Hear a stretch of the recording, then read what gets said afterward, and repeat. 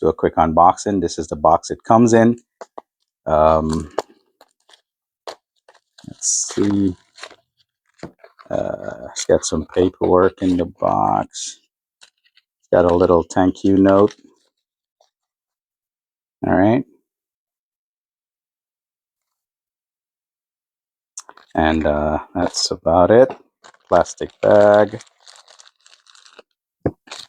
Okay, so this one you can pick up for about $13, $14. Depends on when you get it and where you get it from. Okay. They call this a bottle opener. And as you can see, it has a finger ring. Let's go ahead and take a look at the blade. Okay.